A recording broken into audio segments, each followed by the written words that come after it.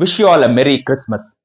இந்த கிறிஸ்மஸ் நன்னாளில் உங்களுக்கு ஒரு அழகான கதையை சொல்ல போறேன்.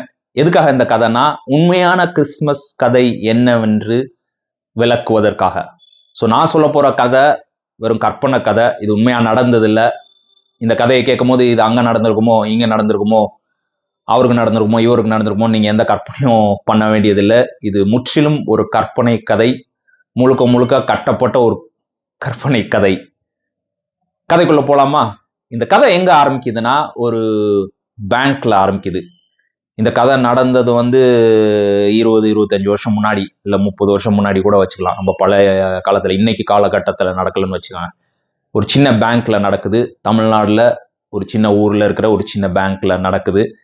அந்த பேங்க் பாத்தீங்கன்னா மல்டிநேஷனல் பேங்க், மல்டிநேஷனல் பேங்க். எல்லா நாடுகளிலும் அவங்களுடைய கிளைகள் இருக்கு. பல நாடுகள்ல இருக்கு, இந்தியாவிலே பல இடங்கள்ல இருக்கு. அப்படிப்பட்ட ஒரு பேங்க். அங்க ஒரு முக்கியமான ஒரு கஸ்டமருடைய ஒரு அக்கௌண்ட்டை ஹேண்டில் பண்ணிட்டு இருக்காங்க. ஒரு முக்கியமான ஒரு கஸ்டமர். அந்த கஸ்டமர் உலகளாவிய கஸ்டமர், முக்கியமான கஸ்டமர் அந்த பேங்க்குக்கு. அந்த கஸ்டமருடைய அக்கௌண்ட்ஸை பார்க்கறதுல ஒரு சின்ன ஒரு பிரச்சனை வருகிறது. அத ஒரு ஒரு எம்ப்ளாயி, அந்த பேங்க்ல வேலை செய்கிற ஒரு அலுவலர் அதை பார்க்கிறார். அதை சரி செய்ய அவர் ட்ரை பண்றாரு, திரும்ப திரும்ப ட்ரை பண்றாரு. ஆனா முடியவே இல்லை. சரின்னு சொல்லிட்டு அவரோட ரொம்ப சீனியரான இன்னொரு ஒரு எம்ப்ளாயி கிட்ட போறாரு, சீனியர் ஸ்டாஃப் கிட்ட போறாரு. போய் அவர்கிட்ட ஹெல்ப் கேட்கிறாரு. சார், இந்த மாதிரி இந்த அக்கௌண்ட்ல இந்த மாதிரி ஒரு பிரச்சனை வந்திருக்கு, நீங்க கொஞ்சம் ஹெல்ப் பண்ணுங்க சார் அப்படின்னு சொல்றாரு. அவரும் வர்றாரு. அப்படியா சார், உட்காருங்க பார்க்கலாம் அப்படின்னு சொல்லி அவரும் சேர்ந்து உட்காந்து எல்லா ரெக்கார்ட்ஸையும், ஸ்டேட்மெண்ட் எல்லாத்தையும் எடுத்து பார்த்து பிரச்சனை என்னங்கிறது ஓரளவுக்கு ரெண்டு பேரும் கண்டுபிடிச்சிடுறாங்க. பிரச்சனை இருக்குங்கிறது தெரியுது, இந்த இடத்துலலாம் பிரச்சனைங்கிறது தெரியுது. ஆனா பிரச்சனையை எப்படி தீர்க்கிறதுன்னு அவங்களால கொண்டு வர முடியல. ஒரு சொல்யூஷன், அந்த பிரச்சனைக்கான தீர்வை அவர்களால் கண்டுபிடிக்க முடியவில்லை. ரொம்ப நாள் ட்ரை பண்ணி பார்த்தாங்க, முடியல. கடைசியில பிரான்ச் மேனேஜர் கிட்ட போறாங்க. சார், இந்த மாதிரி முக்கியமான கஸ்டமரோட அக்கௌண்ட்ல இப்படி ஒரு பிரச்சனை இருக்கு, இதை சரி பண்ணணும், உடனே சீக்கிரமா சரி பண்ணணும், ஏன்னா ஒரு பெரிய கஸ்டமர், சீக்கிரமா சரி பண்ணணும், எங்களால் ட்ரை பண்ண முடியல அப்படின்னு சொன்னோன்னே பிரான்ச் மேனேஜரும் அவங்களோட உட்காந்து காமிங்க, அக்கௌண்ட்ஸை காமிங்க, ஸ்டேட்மெண்ட்டை காமிங்க, ரெக்கார்ட்ஸை காமிங்க, எல்லாத்தையும் எடுத்து பார்க்குறாரு. முடியல, அவராலையும் பண்ண முடியல. அவருக்கு இப்போ ரொம்ப கவலையாயிருச்சு. ஏன்னா நம்மளுடைய பிரான்ச்சில் இருக்கிற ஒரு முக்கியமான கஸ்டமருக்கு இப்படி ஒரு பிரச்சனைனா அதை உடனே சால்வ் பண்ணி ஆகணுமேன்னு சொல்லிட்டு உடனே என்ன பண்ணுறாரு, ஃபோன் எடுத்து ரீஜனல் ஹெட்டுக்கு கால் பண்ணுறாரு. நான் சொன்னேன்ல, இது 20-25 வருஷம் முன்னாடி நடந்தது. ஸோ அப்போ வீடியோ கால்லாம் கிடையாது, வாட்ஸ்அப் கால், வீடியோ கான்ஃபரன்சிங் எதுவுமே கிடையாது. எல்லாத்தையுமே ஃபோனில் தான் பேசி ஆகணும். ஸோ ஃபோன் பண்ணி பேசுகிறாரு. சார், இந்த மாதிரி ஒரு பிரச்சனை, ரீஜனல் ஹெட்டுக்கிட்ட பேசுகிறாரு. இந்த மாதிரி இந்த கஸ்டமருக்கு இந்த மாதிரி ஒரு பிரச்சனை, நான் ட்ரை பண்ணேன், என்னோட சீனியர் ஸ்டாஃபும் ட்ரை பண்ணாரு, முடியல. ஸோ நீங்கள் கொஞ்சம் ஹெல்ப் பண்ணுங்க அப்படின்னு சொன்னோன்னே, ஸோ அவரும் ஃபோன்லேயே எல்லாத்தையும் டீட்டெயில்ஸை வாங்கிட்டு அந்த ஸ்டாஃப் கிட்டே பேசுகிறாரு. இதெல்லாம் செக் பண்ணீங்களா சார்ங்கிறார். அவரும் ஆமாம்மா இதெல்லாம் பார்த்தேன் சார் அப்படின்னு. அவரும் பிரச்சனை என்னங்கிறத அவரும் கரெக்டாக கண்டுபிடிச்சிட்டாரு. ஆனால் அவருக்கும் இது ஒரு சொல்யூஷன் கண்டுபிடிக்க முடியலை. அவரும் சொல்கிறாரு, இது மாதிரி ஒரு பிரச்சனை நான் பார்த்தது இல்லையே, நான் ரீஜனல் ஹெட்டாக இருக்கேன், தமிழ்நாடு ஃபுல்லாக இவ்வளோ பிரான்ச்சஸில் பார்த்துட்டேன், எந்த பிரான்ச்லையும் இந்த மாதிரி ஒரு பிரச்சனை வந்ததில்லை, எனக்கே இது ரொம்ப புதுசாக இருக்குது, சாரி, என்னால் இந்த விஷயத்தில் உங்களுக்கு ஹெல்ப் பண்ண முடியலை, நீங்கள் நேஷ்னல் ஹெட்டுக்கிட்ட தான் போகணும், அவர் ஒரு வேளை கண்டிப்பாக ஹெல்ப் பண்ணார், அவரோட அனுபவம் ரொம்ப அதிகம், என்ன காட்டில் ரொம்ப அனுபவம் உள்ளவர், ஸோ கண்டிப்பாக அவரால் ஹெல்ப் பண்ண முடியும் அப்படின்னு சொல்லி அவர்கிட்ட ஃபோன் பண்ணி கேட்க சொல்கிறாரு. சரி, இந்த பிரான்ச் மேனேஜர் திரும்ப ஃபோன் எடுத்து நேஷ்னல் ஹெட்டுக்கே ஃபோன் பண்ணுறாரு. சார், இந்த மாதிரி ஒரு பிரச்சனை, திரும்ப அதே இதை பிரச்சனை, இந்த கஸ்டமருக்கு இந்த பிரச்சனை எல்லாத்தையும் சொல்கிறாரு. அவரும் கரெக்டாக ரெகக்னைஸ் பண்ணிக்கிறாரு, புரிஞ்சுக்கிறாரு என்ன பிரச்சனை, எங்கே நடக்குதுன்னு எல்லாம் புரிஞ்சுக்கிறாரு. ஆனால் என்ன விஷயம்னா, அவராலையும் ஒரு தீர்வை கண்டுபிடிக்க முடியவில்லை. அவரும் ட்ரை பண்ணி பார்க்குறாரு, யோசிச்சு பார்க்குறாரு, இதை சரி பண்ணுங்க, அதை சரி பண்ணுங்க, இதை பண்ணுங்க, அதை பண்ணுங்க, பல விஷயங்கள் சொல்லி பார்க்குறாரு. எதுவுமே ஒர்க் அவுட் ஆகலை. அவராலையும் அந்த பிரச்சனையை தீர்க்க முடியவில்லை. அவரே ஆச்சரியப்படுறாரு. நான் நேஷனல் ஹெட்டாக இருக்கேன், இந்தியா ஃபுல்லாக இருக்கிற பிரான்ச்சஸ்க்கும் நான் தான் தலைமை பொறுப்பில் இருக்கிறேன், இருந்தாலும் நான் இப்படிப்பட்ட ஒரு விஷயத்தை இது வரைக்கும் நான் பார்த்ததே இல்லை, இப்படிப்பட்ட ஒரு பிரச்சனை ரொம்ப வினோதமாக இருக்குது, என்னுடைய எக்ஸ்பீரியன்ஸை தாண்டி இருக்குது, எனக்கே இதுக்கு எக்ஸ்பெக்டைஸ் இல்லை, எனக்கு இதுக்குரிய நாலேஜ் இல்லைன்னே நான் ஒத்துக்கிறேன், சாரி, என்னாலே முடியலை அப்படின்றாரு. இப்போ பிரான்ச் மேனேஜருக்கு இன்னும் கவலையாயிருச்சு. இது பெரிய கஸ்டமரு, 2-3 நாள் பிரச்சனை தள்ளி போகுது, கஸ்டமர் சைட்லையும் ப்ரெஷர் கொடுக்க ஆரம்பிச்சாங்க, இன்னும் சரி பண்ணலையா, சரி பண்ணலான்னு. இப்போ வந்து நேஷனல் ஹெட் என்ன சொல்றாரு, பேசாம கார்பரேட் ஹெட்டுக்கு நீங்க ரீச் அவுட் பண்ணிருங்க, கார்பரேட் ஹெட்டுக்கே கால் பண்ணி கேட்டாங்க. கார்பரேட் ஹெட்னா அவர் ஓவரால் உலகளாவிய எல்லா பிரான்ச்சஸ்க்கும் அவர் தான் வந்து ஹெட்டு, கார்பரேட் ஹெட்டு. அமெரிக்காவில் ஒரு இடத்துல உட்காந்துட்டு இருக்காரு. அவரே வந்து கான்டாக்ட் பண்ணிடுங்க. ஏன்னா வந்து ரீஜனல் ஹெட்டாலையும் முடியல, என்னாலையும் முடியல. அவரால் ஒரு வேலை கண்டிப்பாக ஃபிக்ஸ் பண்ண முடியும். அவர் வந்து ஓவரால் எல்லாத்துக்குமே ஹெட்டு. கண்டிப்பாக அவர் வந்து ஏதாவது ஒரு சொல்யூஷன் வச்சிருப்பாரு. அவர்கிட்ட கேளுங்கிறாங்க. திரும்ப அவருக்கு ஃபோன் எடுத்து அடிக்கிறாரு. சொல்றாரு இதே மாதிரி பிரச்சனை, இந்த கஸ்டமர் எல்லாம் அதே கதையை சொல்றாரு. சொல்லி முடிச்சோடனே அவரும் வந்து பொறுமையா கேட்கிறாரு, கவனமா கேட்கிறாரு.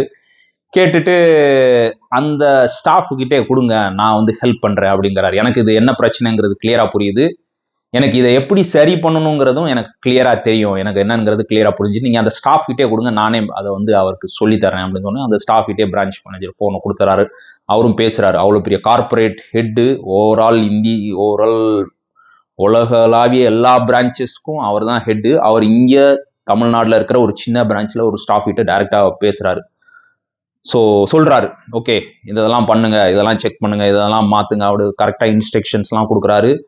இங்க என்ன பிரச்சனைனா, அவர் கொடுக்குற இன்ஸ்ட்ரக்ஷன்ஸை கரெக்டா வந்து கேட்டு அந்த ஸ்டாஃபால பண்ண முடியல. ஏன்னா வந்து அவருக்கு கொடுக்குற இன்ஸ்ட்ரக்ஷன்ஸ்லாம் ரொம்ப காம்ப்ளெக்ஸா இருக்கு, ரொம்ப வந்து சிக்கலானதா இருக்குது. ஏன்னா பிரச்சனை ரொம்ப ஆழமா இருக்கிறதுனால இவர் கொடுக்குற தீர்வு ரொம்ப சிக்கலானதா இருக்குது. ரொம்ப வந்து அவரும் வந்து பல தடவை சிம்பிள் ஆக்குறதுக்காக பல தடவை அதை எக்ஸ்பிளைன் பண்ணி பண்ணி சொல்லி பார்க்குறாரு. இது இப்படி பண்ணுங்க, அதை அப்படி பண்ணுங்க, ரொம்ப சிம்பிள் ஆக்கியும் சொல்லி பார்க்குறாரு. நான் சொன்னேன்ல, வீடியோ கான்ஃபரன்ஸ்லாம் அது கிடையாது. இது 20-25 வருஷம் முன்னாடி எல்லாத்தையும் ஃபோனில் ஆடியோ காலில் தான் பேசி ஆகணும். ஒருவேளை வீடியோ காலில் இருந்தால் பெட்டராக எக்ஸ்பிளைன் பண்ணியிருக்கலாம். ஸோ ஆடியோ கால் தான், எல்லாத்தையும் ஃபோன்லேயே எக்ஸ்பிளைன் பண்ணி பண்ணி பார்க்குறாரு. கடைசியில் அவருக்கு வந்து அதை வந்து புரிஞ்சிக்க முடியல. ஏன்னா அந்த தீர்வு அவ்வளவு சிக்கலானதா இருக்கிறது. Solution is very complex. Okay, அப்போ பார்க்குறாரு இந்த கார்பரேட் ஹெட்டு வேற என்ன செய்யலாம்னு யோசிக்கிறாரு. ரொம்ப விசித்திரமான ஒரு காரியத்தை செய்கிறார். என்ன பண்றாருன்னா, கடகடன் ஒரு வாரத்துக்கு ட்ரெஸ் எடுத்து பேக் பண்ணிட்டு ஏர்போர்ட்டுக்கு போறாரு. இந்தியாவுக்கு அடுத்த ஃப்ளைட் எதுன்னு கேட்குறாரு. சென்னைக்கு இத்தனை மணிக்கு ஒரு ஃப்ளைட் இருக்குங்கிறாங்க. கடகடன் அதுக்கு ஒரு டிக்கெட்டை புக் பண்ணிடுறாரு. ஏறி ஃப்ளைட்டில் ஏறி உட்காந்துடுறாரு. கிட்டத்தட்ட 24 மணி நேரம் 2 நாடுகள் நடுவில் ட்ராவல் பண்ணி மாறி சென்னைக்கு வந்து இறங்குறாரு. டாக்ஸி எடுத்துட்டு இன்னொரு சில மணி நேரங்கள் ரோடில் காரில் ட்ராவல் பண்ணி அந்த பர்டிகுலர் பிரான்ச்சுக்கு வந்து போகிறாரு. போய் பார்த்தா பிரான்ச் மேனேஜருக்கு அது அதிர்ச்சி. ஏன்னா அவர் சொல்லலை வர்றங்கிறத. என்னது அது, கார்பரேட் ஹெட்டு, உலகம் ஃபுல்லாக இருக்கிற எல்லா பிரான்ச்சஸ்க்கும் ஹெட்டு, அவ்வளோ பெரிய ஆள் இங்கே இத்தினூண்டு சின்ன பிரான்ச்சுக்கு நம்ம பிரான்ச்சுக்கு போய் வந்திருக்கிறாரு, நம்மளை பார்க்க வந்திருக்காங்க. இவருக்கே ஒரு மாதிரி ஆயிடுச்சு. என்ன சார் வாங்க ஒன்று, அதுவும் வந்தோடனே கடகடன் கிளம்பி ஒரு ஹோட்டலுக்கு போய் ரூமை புக் பண்ணி கிளம்பி தூங்க கூட இல்லை. 1.5 மணி நேரம் ட்ராவல்லே இருந்திருக்காரு. இருந்தாலும் தூங்காமல் கிளம்பி வந்துடுறாரு. இப்போவே நான் அதை வந்து சால்வ் பண்ணி ஆகணும். கடகடன் அந்த ஸ்டாஃபை கூப்பிட்டு, பாருப்பா கார்பரேட் ஹெட்டே வந்து உன்னை தேடி வந்திருக்கிறாரு, உனக்கு ஹெல்ப் பண்ணுறதுக்கு வா பக்கத்தில் உட்கார்ந்தோன்னு. அவருக்கு படபடன்னு ஆயிடுது. என்னடா அவ்வளோ பெரிய ஆள் நம்ம கிட்ட பக்கத்தில் உட்காந்து நமக்கு ஹெல்ப் பண்ண வந்திருக்கிறாரான்னு சொல்லி உட்காந்து பதட்டத்தோட சொல்றாரு. சார் இதுதான் ப்ராப்ளம், எனக்கு எல்லாம் ப்ராப்ளம்லாம் தெரியும், நீங்க கொஞ்சம் தள்ளுங்க, நானே அதை சரி பண்றேன் அப்படின்னு சொல்லி அவரே கடகடன் சிஸ்டம்ல உட்காந்து இதுதான் ப்ராப்ளம்ப்பா, இதெல்லாம் சரி பண்ணும் கடகடன்னு ஒரு 1/2 மணி நேரம் அந்த வேலையை செய்யறாரு. பிரச்சனை வந்து சால்வ் ஆயிருது. அந்த ஸ்டாஃபுக்கு ரொம்ப சந்தோஷம், பிரான்ச் மேனேஜருக்கு சந்தோஷம், பிரான்ச்ல இருந்த எல்லாருக்கும் வந்து ரொம்ப சந்தோஷமாயிருச்சு. ஆஹா, இவ்வளோ நாள் போராடிட்டு இந்த பிரச்சனை பல பேராலையும் சால்வ் பண்ண முடியல, இவர் சால்வ் பண்ணி கொடுத்துட்டான்னு ரொம்ப சந்தோஷம். ஸோ எல்லாருக்கும் உங்களுக்கு இப்போ ஒரு கேள்வி வரும், எப்படி இவரால் மட்டும் அப்படி முடிஞ்சது? ரீஜனல் ஹெட்டால முடியல, நேஷனல் ஹெட்டாலையும் முடியல, எப்படி இவரால் மட்டும் இதை முடிஞ்சது? இவர் ஒருவேளை எல்லாத்துக்கும் தலைவர்னால இது முடிஞ்சதா அப்படிங்கிற மாதிரி யோசனை வரலாம். பிரான்ச் மேனேஜர் அந்த கேள்வி அவர்கிட்டே கேட்டுறாரு. சார் அப்படின்னு கேட்குறாரு, ஒரு விஷயம் உங்கள்கிட்ட கேட்கலாமா? சொல்லுங்க அப்படின்னு கேட்குறாரு. எப்படி சார் உங்களால் மட்டும் இந்த விஷயத்த சால்வ் பண்ண முடியுது, இந்த பிரச்சனையை சால்வ் பண்ண முடிஞ்சது? அவர் ட்ரை பண்ணார் முடியல, இவர் ட்ரை பண்ணார் முடியல, இன்னும் நிறைய பேர்கிட்ட கேட்டு பார்த்தேன், யாராலையும் முடியல, எப்படி சார் உங்களால் மட்டும் முடிஞ்சது அப்படின்னு சொன்னோன்னே அந்த கார்பரேட் ஹெட் சிரிச்சுக்கிட்டே சொன்னாரு, சார் நான் வந்து இந்த பேங்க் வந்து 30 வருஷம் முன்னாடி ஆரம்பிக்கப்பட்டது. ஆரம்பிச்ச முதல் நாள்ல இருந்து நான் இருக்கேன். எல்லா சிஸ்டம்ஸும் எனக்கு தெரியும். இது ஒவ்வொரு சிஸ்டமும் என்னென்ன பண்ணாங்க, எதுக்காக இதை செஞ்சாங்க, எப்படி செஞ்சாங்க, எல்லாமே எனக்கு தெரியும். எல்லாத்தையும் பக்கத்தில் உட்காந்து ஆர்கனைஸ் பண்ணது நான் தான், டிசைன் பண்ணது நான் தான். இதுல என்னென்ன ப்ராசஸ் இருக்கு எல்லாமே எதாவது எப்படி செயல்படும், எப்படி பண்ணா ஒர்க் ஆகாது, எப்படி பண்ணா ஒர்க் ஆகும், உள்ளுக்குள்ள இருக்கிற நூக் அண்ட் கார்னர்ஸ் ஒவ்வொரு சின்ன சின்ன காரியங்களும் கூட எனக்கு என்னங்கிறது தெரியும். ஏன்னா ஆரம்பத்துல இருந்து இதை ஃபுல்லா நான் பார்த்துக்கிட்டு இருக்கேன். அதனாலதான் இந்த ஒரு பிரச்சனை வந்தோடனே இது எங்க இருக்கு, இதை எப்படி சால்வ் பண்ணணும் எல்லாமே என்னால கரெக்டா கண்டுபிடிக்க முடிஞ்சது அப்படின்னு அப்புறம் ஆச்சரியப்பட்டு அந்த பிரான்ச் ஓ அப்படியா சார் அப்படின்னு சொல்லி ஆச்சரியப்பட்டு ரொம்ப அவருக்கு நன்றி சொல்றாரு. சரி, கதை இதோட முடிஞ்சது. நல்ல எண்டிங்ல, ரொம்ப சோக கதையா இல்லாம நல்ல சந்தோஷமான எண்டிங்கா தான் இருந்தது. சரி, இந்த கதைக்கும் கிறிஸ்துமஸ்க்கும் என்ன சம்பந்தம்? கிறிஸ்துமஸ்க்கும் இதுக்கும் என்ன சம்பந்தம்? யார் அந்த கார்பரேட் ஹெட், அந்த ஹீரோ? என்ன அந்த பிரச்சனை? பெரிய பிரச்சனை, யாராலையும் தீர்க்க முடியாத பிரச்சனை. இந்த கேள்விகள் உங்க மனதுல ஓடிட்டு இருக்கலாம். அதை தான் நான் சொல்லல போறேன் பாருங்க. எல்லாருக்குள்ளயும் ஒரு பிரச்சனை இருக்கு பாருங்க. நம்ம எல்லாருக்குள்ளயும் ஒரு பிரச்சனை இருக்குது. ஒரு தீராத பிரச்சனை ஒன்று எல்லா மனுஷர்களுக்குள்ளயும் இருக்கு. மனுஷனுக்குள்ள ஒன்றும் பிரச்சனை எல்லாம் ஒன்றும் இல்லைங்க. மனுஷன் அப்படியே பெட்டர் ஆகிட்டே போறான். இன்னைக்கு டெக்னாலஜி வந்துருச்சு, ஏஐ வந்துருச்சு, அது வந்துருச்சு, இது வந்துருச்சு. அப்பா, நிலாவுக்கே போயிடலாமாக்கும், ஒண்ணுமே கிடையாதாக்கும், எல்லாமே சூப்பர் ஆயிடுச்சு அப்படின்னு சில பேர் நம்பிக்கொண்டு இருக்கிறார்கள். ஆனா உங்களுக்கே தெரியும் அது தப்புன்னு. டெக்னாலஜி ஒன்றும் அப்படி ரொம்ப கண்டிப்பா டெக்னாலஜி வளர்ந்துருச்சு. லாஸ்ட் 10 வருஷத்துக்கு முன்னாடி 20 வருஷத்துக்கு முன்னாடி இருந்த டெக்னாலஜிக்காண்டி இன்னைக்கு ரொம்ப அதிகமா வளர்ந்துருச்சு. ஆனாலும் அது மனிதனை ஒரு சிறந்த மனிதன் ஆக்கி விட்டதா? அந்த கேள்வி நீங்களே உங்களை கேட்டு பாருங்க, நீங்களே யோசிச்சு பாருங்க. டெக்னாலஜியும் இந்த கண்டுபிடிப்புகளும் மனிதனை ஒரு நல்ல மனிதனாக, நல்ல குணமுள்ளவனாக மாற்றி விட்டதா? இல்லவே இல்லை. இதை யாராலும் ஒரு சின்ன குழந்தைகிட்ட கேட்டா சொல்லிடலாம். கரெக்டா? டெக்னாலஜி நிறைய விஷயங்கள் ஹெல்ப் பண்ணுது.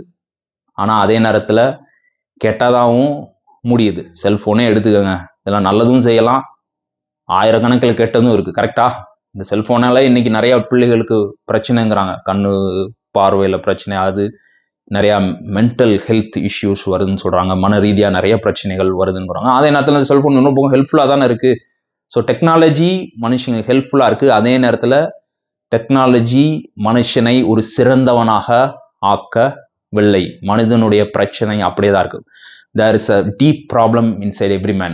ஒவ்வொரு மனுஷனுக்குள்ளும் ஒரு ஆழமான பிரச்சனை ஒன்று இருக்கிறது. அதுதான் இந்த பாவம் என்கிற பிரச்சனை, பாவ சுபாவம், சின் நேச்சர். ஒவ்வொருத்தருக்குள்ள இருக்கு, எனக்குள்ள இருக்கு, உங்களுக்குள்ள இருக்கு, இத உலகத்துல எல்லாருக்குள்ளயும் இது இருக்கு. கண்டிப்பா இதை நம்ம அங்கீகரிச்சு ஆகணும். இல்லைங்க மனுஷனுக்குள்ள ஒன்றும் பிரச்சனை இல்லைங்க, எல்லாம் சரியாகி போயிட்டே இருக்குன்னா நம்புற மாதிரி இல்லை. எல்லாருக்குள்ளயும் ஒரு பிரச்சனை இருக்கு. அதனால தான் உலகம் இவ்வளோ மோசமா இருக்கு. நியூஸை பார்த்தா அவ்வளோ மோசமா இருக்கு. உலகத்துல நடக்கிற காரியங்களை பார்க்கும்போது அவ்வளவு மோசமா இருக்கு. இவ்வளவு மோசமா ஒரு ஆள் செய்ய முடியுமாங்கிற அளவுக்கு மேல மேல கெட்ட காரியங்கள் நடந்து கொண்டே இருக்கிறது. ஏன்னா எல்லாருக்குள்ளயும் ஒரு பிரச்சனை இருக்குது.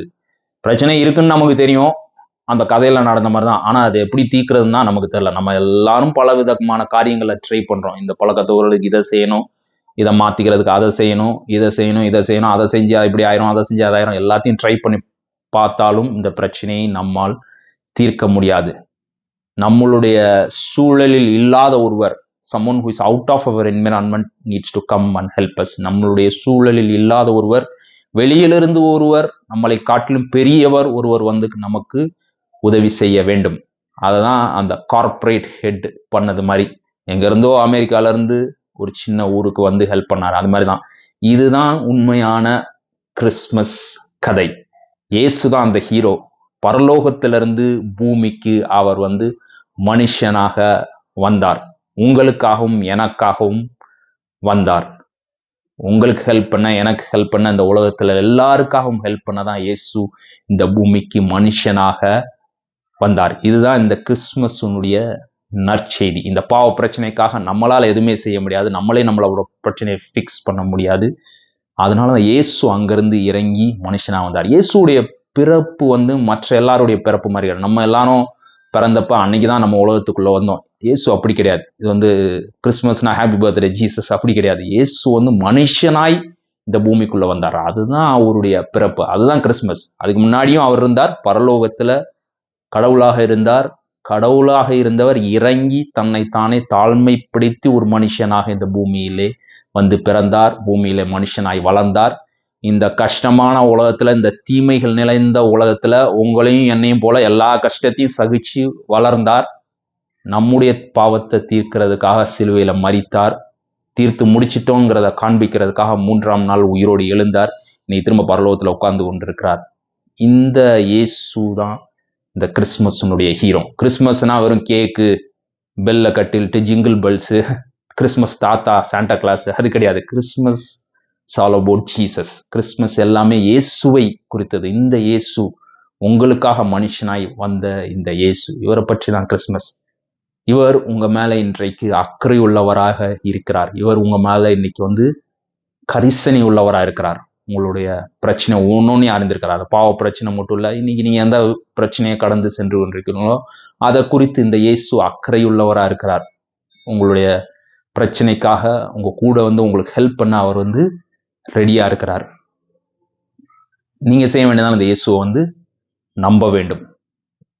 எனக்குள்ள ஒரு பிரச்சனை இருக்கு, பாவ பிரச்சனை இருக்கு, என்னால் அதை தீர்க்க முடியாது, இந்த இயேசு தான் இதை தீர்க்க முடியுங்கிறத நீங்கள் நம்ப வேண்டும்.